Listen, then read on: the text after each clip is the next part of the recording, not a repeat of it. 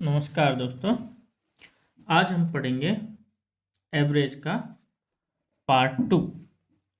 Part 1 हमने पहले पढ़ लिया है। बेसिक क्वेश्चन हमने सब कर लिए हैं। अब थोड़े और बड़े लेवल के क्वेश्चन करेंगे, फिर हम पार्ट 2 को ख़त्म करेंगे और एवरेज को ख़त्म करेंगे, फिर नया चैप्टर लेंगे। तो बिना समय गवाए शुरू करते हैं अपना क्वेश्चनों को मैंने पहले से लिख लिया है, सीधा सॉल्यूशन करेंगे क्योंकि लिखने में भी टाइम जाता है और आप लोगों का टाइम बहुत कीमती है, इसलिए टाइम बर्बाद नहीं करना। तो क्वेश्चन है हमारा, एक कक्षा के 31 छात्रों का औसत भार 30 किलोग्राम है। यदि अध्यापक का भार भी सम्मिलित कर लिया जाए तो औसत भार में 500 ग्राम की वृद्धि होती है, तो अध्यापक का भार क्या है। क्वेश्चन क्या पूछ रहा है हमें? अध्यापक का भार। ठीक है, तो हल करते हैं। पहले क्या दे रखा है उसने? 31 छात्र थे पहले, तो हम सीधा 31 छात्रों का औसत कितना दे रखा है? 30 किलोग्राम। 30 दे रखा है, तो 31 छात्रों का को 31 छात्रों को 30 से गुणा कर देंगे, तो ये कितना आ जाएगा? टोटल आ जाएगा। टोटल भार कितना है? 31 दिया 93 और 0 की 0, 930 किलोग्राम आ गया। इन जो दे रखा क्वेश्चन में 31 छात्र और 30 केजी जो दे रखा। अब ये कह रहा है क्या कि अध्यापक का भार भी सम्मिलित कर लिया जाए, यानी एक तो 31 तो ये है ही है और एक अध्यापक को शामिल कर लिया जाए तो कितने हो जाएंगे? 32। तो अध्यापक प्लस छात्र का औसत क्या हो जाता है? 30 तो पहले से है ही है, लेकिन अब क्या हो जाएगा? 500 ग्राम की वृद्धि हो जाएगी। तो 500 ग्राम की वृद्धि, तो 500 ग्राम का यानी आधा केजी, यानी 30.5। अब गुना किससे करेंगे इसको टोटल निकालने के लिए? 32 से, क्योंकि अब संख्या 32 हो गई, तो 32 से कर देंगे। तो अब गुना कर दो, इनको गुना करेंगे जब आएगा 32 पंजे 160 की 0, ऐसे लगी 16 को 6 को ऐसे लगी 1 और 32 दिया 96 और 1 97, एक अंक छोड़ के पॉइंट है तो ये 0 हट जाएगी, 976 आ गया। तो 31 छात्रों का औसत आया 930 और अध्यापक को मिला लिया तो टोटल भार आया औसत का 976।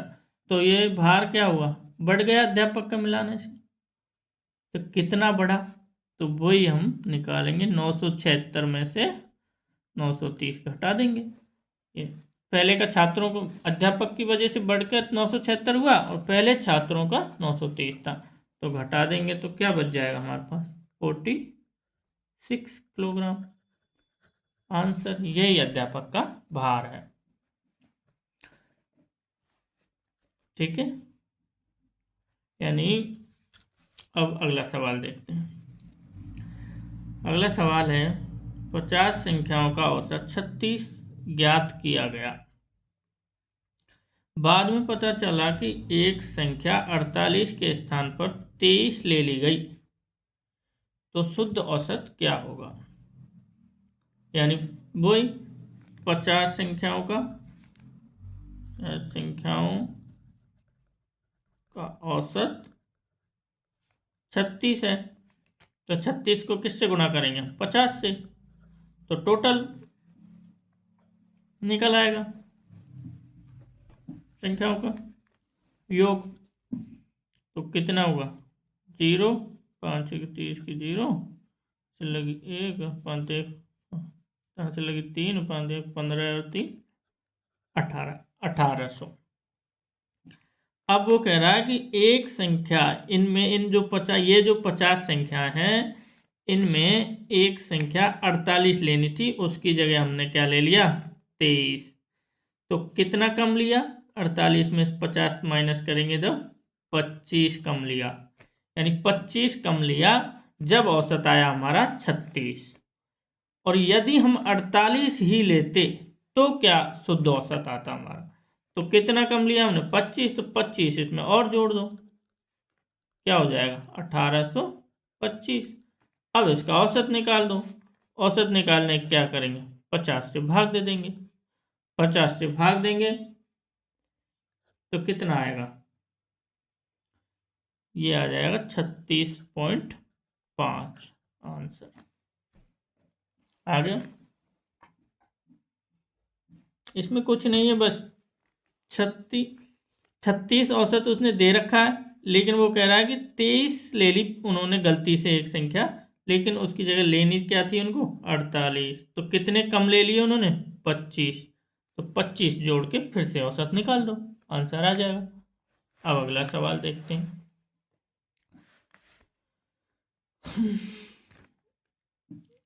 एक कक्षा में 20 लड़कों की औसत आयु 18 वर्ष है और 10 लड़कियों की औसत आयु 16 वर्ष है।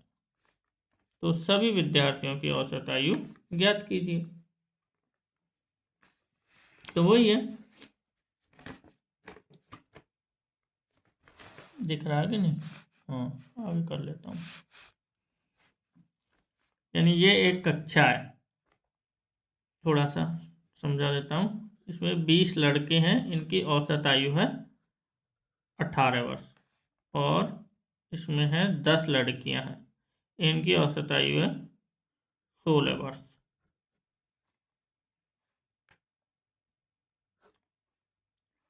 तो 20 लड़कों की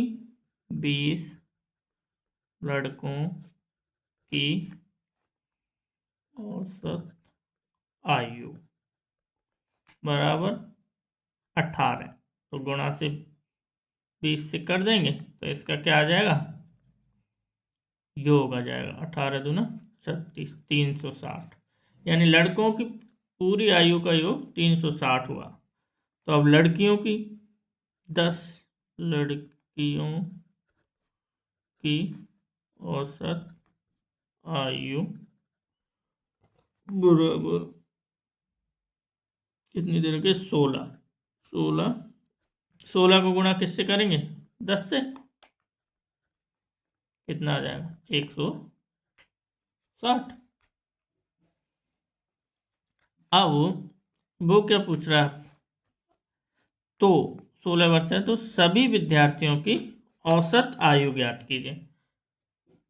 अब इन सभी की एक औसत निकालना, तो इन दोनों को हम जोड़ देंगे और फिर इनको भी जोड़ देंगे, 10 और 20 को भी। पहले तो आयु जोड़ेंगे, आयु जोड़ेंगे तो कितना हुआ, 0, 6 और 6 12 को 2 को से लगी 1, 1 और 1 2 और 3 5, 520। औसत निकालने के लिए भाग दे देंगे, 20 तो ये लड़के हैं और 10 लड़कियां हैं, 30 का भाग देंगे, टोटल संख्या का भाग देते हैं ना, तो 30। अब ये 0 से 0 कट गई, 3 एक कम 3, 2 बच्चे 22 हो गए, 7 या 21, एक बच्चों पॉइंट लगाओ, 0 बढ़ाएंगे तो 10 हो जाएंगे, तो 17.3 वर्ष, या फिर ऐसे कह सकते हैं 17 सही 1/3 वर्ष। जो भी है ये आंसर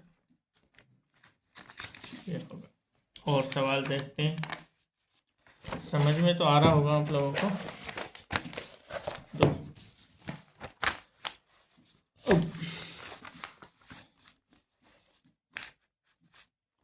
अगला सवाल देखो,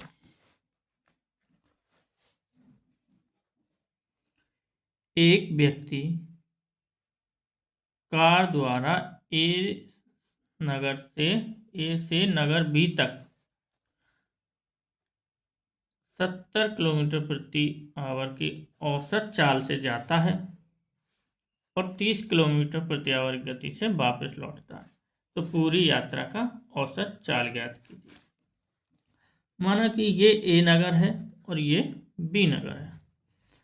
एक व्यक्ति पहले ए से बी की ओर ये गया, तो ये जाने के समय तो वो गया था कितनी 70 kmph की चाल से, और फिर लौट के आया, दूरी तो वही है समान, लेकिन उसने चाल बदल दी। चाल उसकी कितनी रह गई 30 kmph। तो ऐसे में एक सूत्र है हमारा औसत चाल का, औसत चाल बराबर 2x/(y)x+y। एक्स वाई क्या है, एक्स ये है और बाई ये है, एक्स 70 है, बाई ये है। और टू टू क्यों दिया है, टू क्योंकि वो एक ही दूरी में जा रहा और आ रहा है, मतलब एक ही दूरी को वो 2 बार तय कर रहा है, इसलिए इस सूत्र में 2 आया। और दोनों की चाल को जोड़ के भाग देंगे, तो ये सूत्र है। तो इस सूत्र में जमाते हैं इस सवाल को। तो औसत चाल बराबर 2 गुना एक्स, यानी 70 कितनी की चाल से गया वो 70, गुना आया कितने की चाल से वो 30, बटे में दोनों चालों का योग 70 और 30 100 हो जाएंगे। समझ में आया, सूत्र में जमा है। औसत चाल का सूत्र है 2xy/x+y। तो 2 लिख दिया हमने और जाने की चाल लिख दी 70 और आने की चाल लिख दी, दोनों को मल्टीप्लाई कर देंगे, बटे में x+y जुड़ जाएंगे, तो x हमारा ये है 70 और y है हमारा 30, तो 100 हो गए। ठीक है, एक जीरो से ये जीरो गई, इस जीरो से ये जीरो कट गई, अब बचा क्या 3, 7 तिया के 21 और 21 दूना 42, यानी 42 किलोमीटर पर आवर की चाल से वो उसकी औसत चाल निकली। चाल आंसर समझ गए, बस इस सूत्र में जमाना है। तो सूत्र भी कुछ नहीं है, वो दोनों चालों को एक्स वाई मानना है और बस हो गया। चलो इसी में एक और सवाल देखते हैं, एक बार और अच्छे से समझ में आ जाएगा। इसी टाइप का है, ठीक है। एक आदमी कोटा से जयपुर 63 किलोमीटर पर आवर की चाल से जाता है और 42 किलोमीटर पर आवर की चाल से वापस आता है। पूरी यात्रा में औसत चाल वही है, इसमें जगह का नाम दे रखा है कोटा से जयपुर, जा तो दूरी तो बराबर ही है, इतनी ही जा रहा है, जैसे कोटा से जयपुर जा रहा है तो वही, ये मान ले कोटा है और ये जयपुर है, तो ये गया और ये आया, तो दूरी तो दोनों तरफ बराबर ही है। तो गया कितनी चाल से 63 किलोमीटर प्रति आवर से और आया 42, ये हो गया 42 kmph। अब पूछा क्या, वही औसत चाल, तो औसत चाल हमारा पास सूत्र है औसत चाल का, औसत चाल बराबर 2xy/x+y। तो सीधा जमाते हैं सूत्र में, 2 गुना x क्या है 63 गुना 42 बटे 63 और 42 100 हो गए। हाँ, अब इनको काटेंगे, तो कौन सी संख्या का भाग जा रहा है इनमें, सॉरी 105 हो जाएंगे, 100 नहीं होंगे, 40 60, हाँ 105 हो जाएंगे। तो इसको हम 7 से काट सकते हैं, एक तो 15 से भी 7 से काट देते हैं, 7 7 एकम 7, 3 बच गया और 5 35, 7 पद 35, 7 से ये गया 15 बार और ये 7 छक्की 42, 6 बार। अब इनको गुणा कर लेंगे तीनों को, तो गुणा करेंगे तो 6 तिया के 18, 8 कहाँ से लगी, 1 6 36 और 1 37, 378 गुणा 2। अब 2 से गुणा करेंगे, फिर कितना आएगा, ये हो जाएगा 8 दूनी 16, 6 को वहाँ से लगी 1, 7 दूनी 14 और 1 15, 5 को वहाँ से लगी 1, 3 दूनी 6 और 1 756 बटे में क्या है हमारा 15 बच रहा अभी। अब इससे भाग देंगे तो ये आ जाएगा 50.4 किलोमीटर पर आवर, आंसर। समझ गए? ठीक है दोस्तों, अब कोई और नया चैप्टर लेके आएंगे। आज के लिए इतना ही काफ़ी है। आप देखते रहें वीडियो, और जो समझ में नहीं आया वो पूछ लीजिए।